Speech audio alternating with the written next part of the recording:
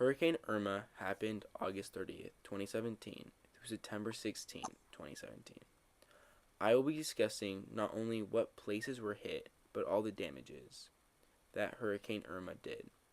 From flooding the streets to making islands uninhabitable, all this damage increases the amount of money and time it will take to repair and restore these countries back to where they were.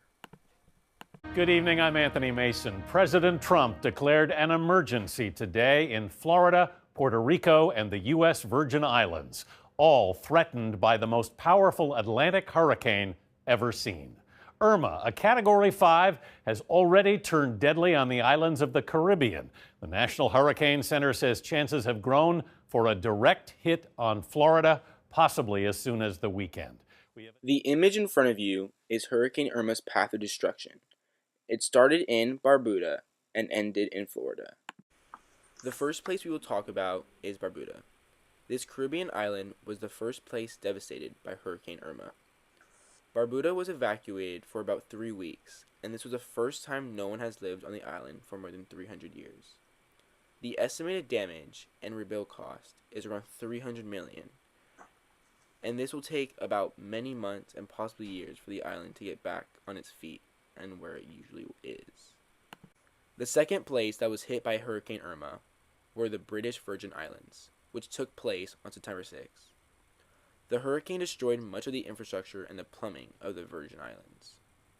With that said, 80% of the whole island was destroyed by Irma. This meant it left around 40,000 people homeless. The cost to repair the island would cost around $20 million, and it would take many months of rebuilding to bring it back to where it was. First, Tony DeCopel in Puerto Rico.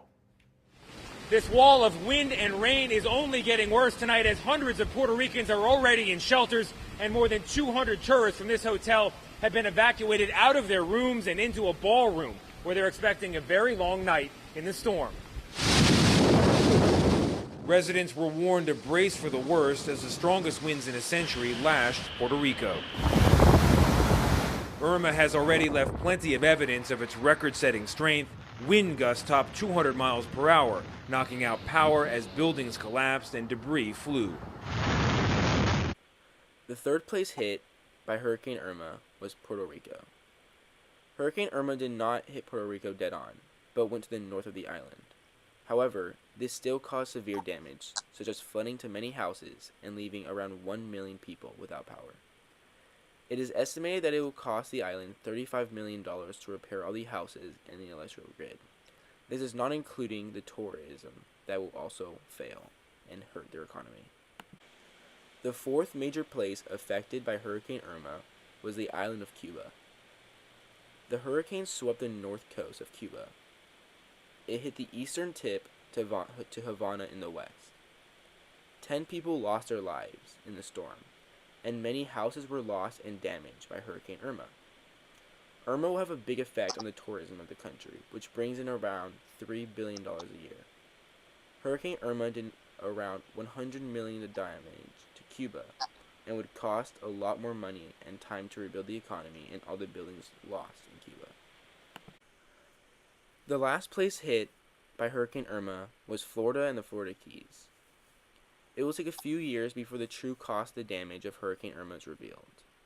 But what we currently know is that Hurricane Irma is blamed for the loss of $2 billion for tourism, and the hurricane winds alone cost Florida around $19.4 billion.